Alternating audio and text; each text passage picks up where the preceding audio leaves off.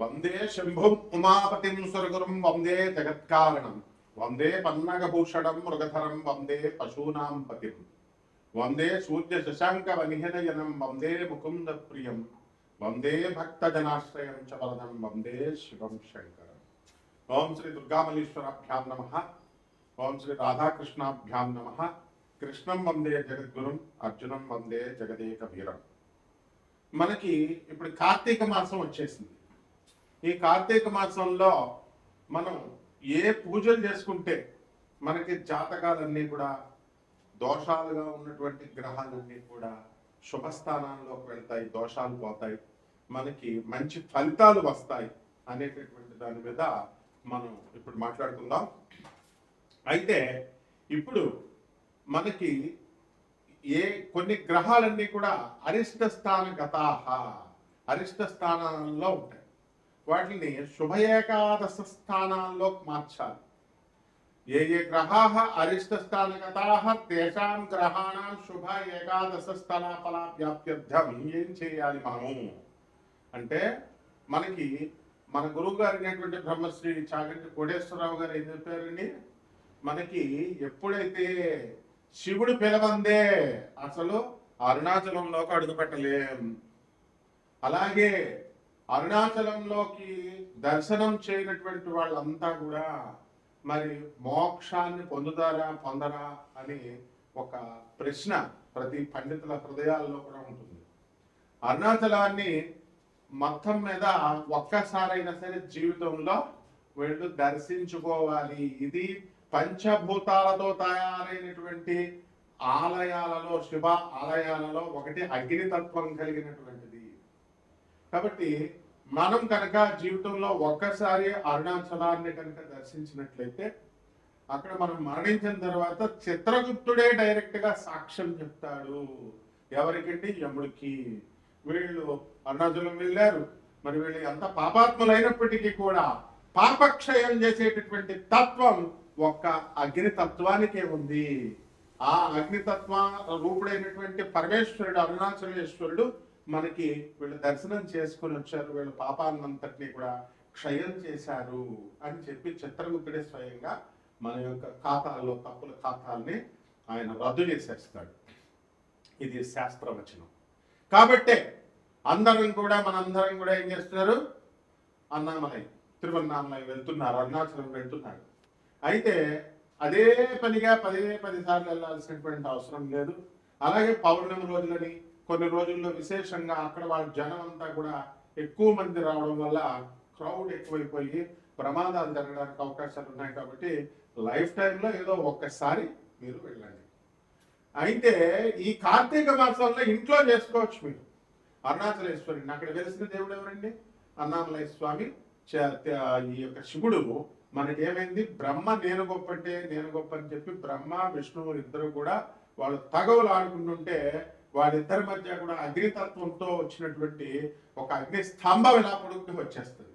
వచ్చేసి దీని ఆదిని అంతాన్ని మీరిద్దరు కనుక్కొని రండి. ఒకళ్ళు ఆదిని కనుక్కురండి, ఒకళ్ళు అంతాన్ని కనుక్కురండి. అప్పుడు నేను ఎవరు శ్రేష్ఠులో ఎవరు గొప్పవాళ్ళు నేను చెప్తానంటాడు. శ్రీ మహావిష్ణువు కూర్మావతారంతో క్రిందకి వెళ్ళిపోతాడు. పైన శివుడు ఆ బ్రహ్మ ఏం చేస్తాడు, హంసను వేసుకొని పైకి వెళ్తాడు మొదలు కనుక్కుందామని. ఎవరు కనుక్కోలేకపోతారు. అందువలన ఈ యొక్క శివుడు ఆది మధ్యాంత రహితుడు. కాబట్టి కార్తీక మాసంలో అందరూ వెళ్ళలేరు కాబట్టి ఇంట్లో అరుణాచలేశ్వర స్వామి వారిని ప్రార్థించండి. తెల్లవారుజాము నిద్ర లేవండి అందరూ కూడా. మరి తెల్లవారుజాము నిద్ర లేచిన తర్వాత చన్నీళ్లతో తలంట స్నానం చేయాలి మగవాళ్ళు. ఏమన్నా మరి పేషెంట్స్, ముసలాళ్ళు, రోగాలతో ఉన్నటువంటి వాళ్ళ చిన్నపాలకి మినహాయింపు ఉంది. మిగతా వాళ్ళంతా కూడా తెల్లవారుజాము సూర్యోదయం కంటే ముందే నిద్ర లేచి చన్నీళ్ళతో స్నానం చేసి చక్కగా ఈ పార్వతీ పరమేశ్వరులిద్దరినీ కూడా మనము అరుణాచలేశ్వర స్వామి, పార్వతీ అమ్మవారిని మనము ప్రార్థించాలి. అందువల్ల ఇక్కడ పంచాక్షరి మంత్రం చాలు మనకి. ఏమన్నా మాకు పెద్ద పెద్ద శ్లోకాలు రావండి అని అనుకునేటటువంటి వాళ్ళు ఏం అవసరం లేదు. ఇంద్రకీలాద్రి పర్వతం మీద మన పార్థుడు అర్జునుడు ఏం చేశాడండి, ఓం నమ శివాయ అనేటటువంటి మంత్రంతో, సింపుల్ పంచాక్షరి మంత్రంతో పాశుపతాస్త్రాన్ని సాక్షాత్తు శివుడే తీసుకొచ్చి అర్జునుడికి ఇచ్చాడు. అందువల్ల ఆ మంత్రంతో చాలు. మారేడాకు మాకు దొరకట్లేదండి అని అనుకునేటటువంటి వాళ్ళు ఏదో మొత్తం మీద కార్తీక మాసంలో ఒక్కసారి మారేడాకు మీదతో శివలింగం పైన పెట్టి ఇంట్లోనే ఈ యొక్క బొటన వేలు కంటే చిన్న శివలింగాన్ని మీరు పెట్టుకోవచ్చు. ఏమంటే శివలింగం అంటే మాకు భయం వేస్తుంది అండి అనుకునేటటువంటి వాళ్ళు ఒక రూపాయి పిల్లని శివలింగంగా పెట్టుకుని ఇంట్లో పూజ చేయండి, అభిషేకం చేయండి. ఓం నమస్తే అస్తు భగవన్ విశ్వేశ్వరాయ మహాదేవాయ త్రియంబకాయ త్రిప్రాంతకాయ త్రికాగ్నికాలాయ కాలాగ్నిరుద్రాయ నీలకంఠాయ మృత్యుంజయాయ సర్వేశ్వరాయ సదాశివాయ శ్రీమన్మహాదేవాయ నమః అంటూ వచ్చిన వాళ్ళు చేయండి. రానటువంటి వాళ్ళు ఓం నమః శివాయ మంత్రంతో చేయండి. మొత్తము ఇదిగో నాకులాగా 3 నామాలు పెట్టుకోవాలి. అలాగే చందనం పెట్టుకోండి. ఈ భస్మాన్ని ధారణ చేయడం వల్ల మనకి పాపాలన్నీ కూడా నశిస్తాయి అని చెప్పి గురు చరిత్రలో దత్తాత్రేయ స్వామి గారు కూడా నృసింహ సరస్వతి స్వామి గారు భస్మధారణ యొక్క మహిమను గురించి ఆయన తెలియజేశారు. కాబట్టి ప్రతి ఒక్కళ్ళు కూడా ఈ యొక్క అరుణాచల చరిత్రను మనం కనుక తీసుకున్నట్లయితే సాక్షాత్తు ఒక భక్తుడు మరి ఒక భక్తుడు ఉండేవాడు. మన గురుదేవులైనటువంటి నండూరు శ్రీనివాస్ గారు కూడా ఆయన వీడియోలో ఎన్నోసార్లు చెప్పారు. ఆ భక్తుడు ఏం చేశాడు, కుమారస్వామి ఉపాసకుడు అయితే కొన్ని తప్పుదోవలు పడతాం, డీవియేషన్ అవుతూ ఉంటాం. అందువల్ల కామాతురాణ అన్న లజ్జ అన్న భయం, కామంతో కళ్ళు మూసుకున్న వాడికి ఏమవుతుందండి, సిగ్గు శరం భయం మానం అన్ని వదిలేసి వాడు వేశ్యాలోలుడైపోయాడు. వేశ్యల దగ్గరికి వెళ్తున్నాడు. అక్క ఏం చేసింది, వాడికి తల్లిదండ్రులు లేరు, ఒకే ఒక అక్క ఉంది. ఆ అక్క వీడికి పెళ్లి చేసింది. పెళ్లి చేస్తే శుభ్రంగా పెళ్లంతో కాపురం చేసుకోకుండా పొరుగింటి పుల్లకూర రుచి, మన ఇంట్లో గోంగూర ఉన్నా అది రుచి కాదు. ఇండియాలో మనం ఉంటున్నా సరే ఇండియా గొప్పతనం మనం చెప్పుకోం. ఫారిన్ వెళ్ళాలండి, అమెరికా వెళ్ళాలండి, విదేశాలు చాలా గొప్పవాళ్ళండి, విదేశాలు చాలా గొప్పవండి. నా మొగుడిని విదేశాలకు తీసుకెళ్తాడని నేను పెళ్లి చేసుకుంటే వీడు ఫ్యామిలీ మ్యాన్ అయిపోయి అమ్మ చెల్లెళ్ళు అక్కలు చెల్లెళ్ళు అంటున్నాడండి అని బాధపడేటటువంటి ఆడవాళ్ళు చాలా ఉంటున్నారు. అటువంటి వాళ్ళందరికీ కూడా ఈ యొక్క పొరుగింటి వాళ్ళు ఎలాగైతే రుచిగా, పొరుగింటి పుల్లగూర ఏ విధంగా అయితే రుచిగా ఉంటుందో ఆ విధంగా వీడు తన సొంత భార్యతో కాపురం చేసుకోకుండా మొత్తం ఊళ్ళో ఉన్నటువంటి వేశ్యలందరి దగ్గరికి వెళ్తున్నాడు. ఒక రోజు వచ్చి విసిగిపోయినటువంటి అక్క, ఒరే ఇంత కామాంధుడు అయిపోయావు కాబట్టి నువ్వు నన్ను అనుభవించు, నువ్వు కామం కోసమే కదా అని తన శరీరాన్ని ఇలా చూపించేసరికి హడిలిపోయినటువంటి వాడు నా జీవితం ఇంతే అని చెప్పేసి మరి ఆయన ఏం చేశాడు, ఈ యొక్క కొండ పైనుంచి దూకేశాడు. ఇదిగో ఇవి గోపురాలు, కిలా గోపురం, బల్లాల గోపురం ఇవన్నీ ఉన్నాయి. ఒక గోపురం మీద నుంచి దూకేస్తే సాక్షాత్ కుమారస్వామి ఉపాసకుడు కాబట్టి కుమారస్వామి వచ్చేలా స్వయంగా ఆయన ఇలా పట్టుకున్నాడు. పట్టుకునేసరికి ఏం జరిగిందండి, వాడు మోక్షాన్ని నాలిక పైన బీజాక్షరాలు రాస్తే మహా ఉపాసకుడిగా మారిపోయాడు. ఇది ఒక కథ. మన గురువు గారు నండూరు శ్రీనివాస్ గారు ఇంకా రమ్యంగా వివరించారు. అలాగే రెండవది ఇంకొక శివుడు సాక్షాత్తు ఈ యొక్క అరుణాచలాన్ని పరిపాలించేటటువంటి రాజుని మనం ఏం చేయాలి, రాజుని పరీక్షించాలనుకున్నాడు. అందుకని ఒక సన్యాసి వేషంలో వచ్చాడు. తన శిష్యులందరినీ కూడా తీసుకొచ్చి, ప్రమద గణనాథులందరినీ కూడా తీసుకొచ్చి సన్యాసుల రూపంలో తీసుకొచ్చి రాజుని ఏమని అడుగుతాడంటే, మీ రాజ్యంలో ఉన్నటువంటి వేశ్యలందరినీ కూడా తీసుకొచ్చి మా శిష్యులకు అప్పచెప్పేయమంటాడు. అప్పచెప్పేమంటే ఇదే బెంతగూరికి ఎవడే ఇలా అడగడని చెప్పేసి ఆ రాజు మొత్తం మీద ఆయన రాజ్యంలో ఉన్నటువంటి వేశ్యలందరినీ తీసుకొచ్చి అతనికి అప్పచెప్పేస్తాడు. అయితే ఆఖరిగా మంచం మీద కూర్చున్నటువంటి ఆ యోగి గురువు ఎవరైతే ఉన్నాడో సాక్షాత్తు శివుడు మారువేషంలో ఉన్నతను ఏమడుగుతాడు, నాకు కూడా ఒక వేశ్య కావాలంటే అప్పటికే రాజ్యంలో ఉన్నటువంటి వేశ్యలంతా కూడా అపాయింట్మెంట్ ఫిక్స్ అయిపోయింది అందరికీ. ఇంకా ఎవరు కూడా నో వేకెన్సీ, ఎవరు ఖాళీగా లేరు. అప్పుడు ఏం చేశాడు, మరి ఇలాగా అని రాజు అనుకుంటుంటే అందరూ ఎంగేజ్ అయిపోయారు, అందరూ కమిట్మెంట్లు అయిపోయినాయి. ఎట్లాగా అని అనుకుంటుంటే రాజుకున్నటువంటి భార్య, రెండవ భార్య అయినటువంటి రెండవ మహారాణి, నేనే వెళ్తాను అతని దగ్గరికి అని చెప్తే అతిథి యొక్క కోరికను తీర్చడం మన ధర్మం అని చెప్పి రాజు పంపిస్తాడు. పంపించి ఈ యొక్క రాణి వెళ్ళేసరికి అక్కడ ఆ శివుడు మార్గశంలో ఉన్నటువంటి శివుడు మంచం మీద ఇలా కూర్చుని ఉన్నాడు. కాబట్టి ఆ కూర్చుని ఉన్నటువంటి అతను ఏమవుతాడు, చూస్తుంటే రాణి వెళ్ళి ముట్టుకుంటుంది. అతను చిన్న పిల్లాడు అయిపోయాడు. ఆశ్చర్యపోయింది.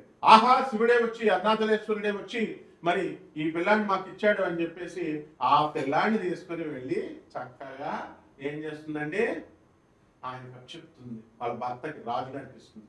రాజుగారు ఏమండి మనకు చిన్న పిల్లాడు ఇచ్చాడండి, పిల్లాడిని ఇచ్చాడు శివుడు, మనకి పిల్లలు లేరు కదా అని, మరి ఇదిగోండి ఎత్తుకోండి అంటే అప్పుడు ఆయన ఎంతో చక్కగా ఎత్తుకుంటాడు. ఎత్తుకున్న 5 నిమిషాలకు ఆ పిల్లోడు మాయమైపోతాడు. మాయమైపోయిన తర్వాత పరమేశ్వరుడు శివపార్వతులని ప్రార్థించగా శివుడు ప్రత్యక్షమై ఏం చేశాడు, 2 దండలు తీసుకొచ్చి వీళ్ళిద్దరికి సన్మానం చేశాడు.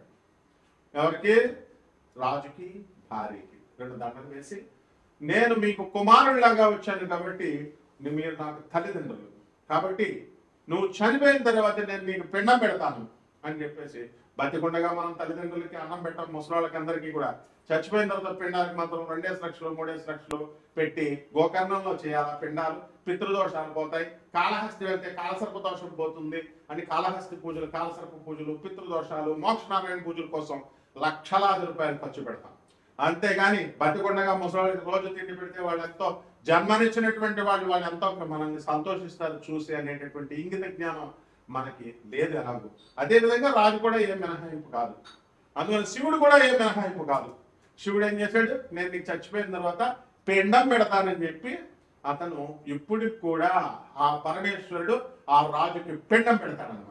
కాబట్టి ఇటువంటి అగ్లీగా ఈ స్టోరీస్ ఉన్నప్పటికీ కూడా ఏమిటి వేసులు ఏమిటి, శివుడు అడగడం ఏమిటి, రాజ్యంలో ఉన్న వాళ్ళందరినీ రాజు తీసుకెళ్ళడం ఏమిటి, రాజు తన 2వ భార్య అడగడం ఏమిటి, 2వ భార్యని తీసుకెళ్ళడం ఏమిటి, అది చెప్పడం ఏమిటి, what is all this non sense. అలాగే మళ్ళీ వాడు అక్క వెళ్ళి నువ్వు వేషాలుడివే కాబట్టి నన్ను నువ్వు కామమే కదా నీకు కావాల్సింది, నన్ను హగ్ చేసుకో, నన్ను అనుభవించు అని అక్క రావడం ఏంటి, ఇట్లాంటి అగ్లీ స్టోరీస్తో ఉన్నాయంట అని అనుకుంటారా?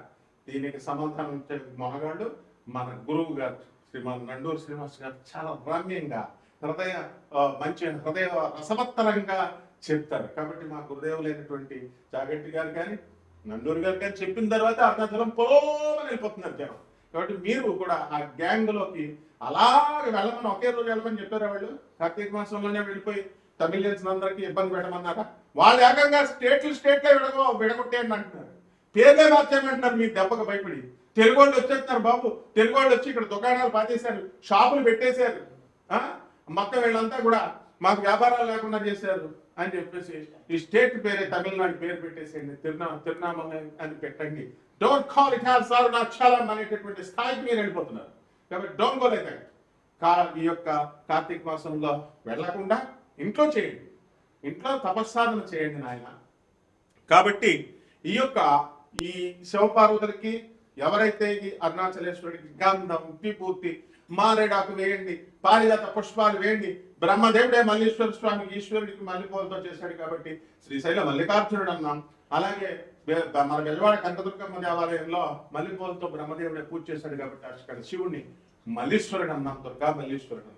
కాబట్టి ఇక్కడ మనకి ఈ సంవత్సరంలో ఉన్నటువంటి గ్రహ స్థితిగతులను కనుక మనం చూసుకున్నట్లయితే శని వక్రించి ప్రస్తుతానికి ఈ రోజుకి శని వక్రించి మీనరాశిలో ఉన్నాడు, రాహు మరి కుంభరాశిలో ఉన్నాడు, మరి కేతు సింహరాశిలో ఉన్నాడు, గురుడు మా యొక్క కర్కాటక రాశిలో ఉన్నాడు, శుక్రుడు కన్యా రాశిలో ఉన్నాడు, ఆ తర్వాత తులారాశి స్వక్షేత్రగతులు అవుతున్నాడు కొన్ని రోజుల్లో నవంబర్ మధ్యలో.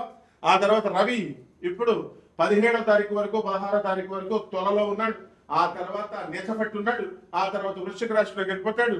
కొంచెం బుద్ధులు ఇద్దరు కూడా వృశ్చిక రాశిలో ఉన్నారు. ఈ గ్రహస్థితిని అనుసరించి మిమ్మల్ని ఏమండి మా పెళ్ళం తంతుందండి రోజు, ఏమండి నా పెళ్ళం వినలేదండి, దూది పెట్టుకో. మా గురువు గారు చెప్తున్నారు, నండూరు శ్రీనివాస్ గారు ఏం చెప్తున్నారు, మీ పెళ్ళాన్ని మీకు ఇద్దరికి యుద్ధాలైతే అక్కడ ఆ గుళ్ళో దంపతులు వెళ్ళి పూజ చేయించుకుంటే, అర్చన చేయించుకుంటే మీకు చక్కగా మళ్ళీ అన్యోన్య దాంపత్యం వస్తుందన్నారు. గుడికి కలెక్షన్ వస్తుందేమో తప్ప మీరిద్దరు అర్చన చేయించుకున్నంత మాత్రాన మీకేమి కలిసిపోరు. ఈగోలు పక్కన పెట్టుకోవాలి. అంటే మరి గురుగారు తప్పు చెప్పారా? గురుగారు కరెక్టే చెప్తారు, ఎప్పుడు ఏ గురువు అయినా కరెక్టే చెప్తాడు. అంటే ఏంటి, పూజలు చేయించుకోండి, ఎవరు వద్దన్నారు. కాకపోతే కేవలం మేము మెకానికల్ గా పూజ చేస్తామండి, కలిసిపోతామండి అని వచ్చి రోజు మీరు వితండవాదాలు పెట్టుకుంటే ఆ రాహు అలా చేయిస్తూ ఉంటాడు. సో వివేకం రావాలి, మెచ్యూరిటీ రావాలి, గురువులు చెప్పేది వినాలి. అంతేగాని గురువుకి పంగనామాలు పెట్టి గురువుకి అపాయింట్మెంట్ కోసం మేము నెంబర్స్ ఎందుకు పెడతాం? నెంబర్స్ పెట్టేది మాకు సలహాలు మన నో. మీ జీవితాలు బాగోకపోతే మీ వ్యక్తిగత జాతకాలని నాన్ కమర్షియల్ బేసిస్ తో మేము చెప్తున్నాం.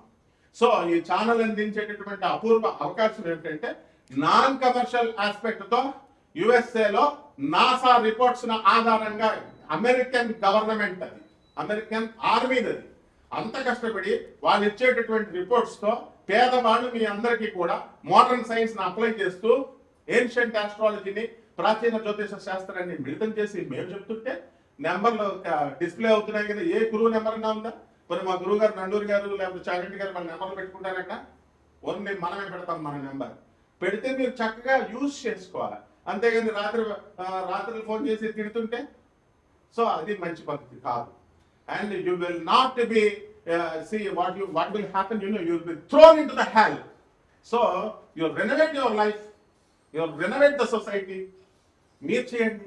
ఆ విధంగా గ్రహాలన్నీ కూడా ద్వాదశ రాశుల వారికి ఏం చేస్తాయి అనేటటువంటిది మీ వ్యక్తిగత జాతకం కోసం తెలుసుకోవడం కోసం స్క్రోల్ అయ్యేటటువంటి నెంబర్స్ కి మాకు చేయండి. అలాగే తప్పకుండా సలహాలు చెప్పడానికి, తప్పకుండా మీకు మీ జీవితాన్ని ఉద్ధరించుకోవడానికి తప్పకుండా మేము హెల్ప్ చేస్తాం. ఈ రాశుల వారికి, ఒక్కొక్క రాశి వారికి ఏ విధంగా జరగబోతుందో విడివిడిగా చెప్తున్నాం. కుంభరాశి, ఈ కుంభరాశి వారికి అందరికీ కూడా అత్యధికంగా మీకు ఏలినాటి శని ప్రభావం పడుతుంది. కాబట్టి శని మిమ్మల్ని తీవ్రంగా మీ పైన దృష్టి పెట్టాడు. కాబట్టి క్రమశిక్షణ అనేటటువంటిది ఏమిటో జీవితంలో తెలియనటువంటి కొంతమంది కుంభరాశి వాళ్ళు అందరూ ఉన్నారు. అటువంటి వాళ్ళని క్రమశిక్షణలోకి తీసుకొస్తాడు. కార్తీక మాసంలో ఈ అరుణాచలేశ్వరుని, పార్వతీ అమ్మవారిని మీరు ప్రార్థించడం ద్వారా మీరు అనుకున్న పనులు అనుకున్నట్లు జరుగుతాయి.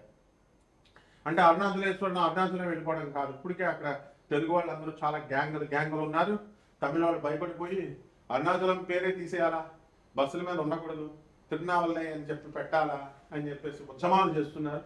మీరు కూడా దగ్గరికి వెళ్ళి ఆజ్యం పోయకండి. ఇంట్లో అరుణాచలేశ్వర స్వామి వారిని, పార్వతీ అమ్మవారిని ప్రార్థించుకోండి. ఇకపోతే ఈ యొక్క కుంభరాశి వారికి మనకి పనులు రావడం లేదండి అని బాధపడేటటువంటి వాళ్ళందరూ కూడా పనులు బ్రహ్మాండంగా మీకు రావడం అనేటటువంటిది వస్తుంది. కాబట్టి ఎక్కడా కూడా ఉద్యోగాలు, ప్రమోషన్స్, కొత్తగా ఉద్యోగాలు కూడా వస్తాయి, ప్రమోషన్స్ కూడా వస్తాయి, కొత్త వర్కలు వస్తాయి. అండ్ అప్పుల పాలైపోయామండి అని బాధపడేటటువంటి వాళ్ళు అప్పులు తీర్చుకోవడానికి పరిష్కార మార్గాల్ని ఆ శనీశ్వరుడు మీకు చూపిస్తాడు. కాబట్టి ఈ యొక్క కుంభరాశి వారికి ఎప్పటికైతే మీకు భార్యాభర్తల మధ్య ఈ యొక్క విద్వేషణం అనేటటువంటిది కలుగుతుంది, ద్వేషం, ఒకరు ద్వేషించుకోవడం అనేటటువంటి ఈ శనీశ్వరుడు కలగజేస్తాడు. దానికి కారణం జన్మంలో ఉన్నటువంటి మీ రాహువు.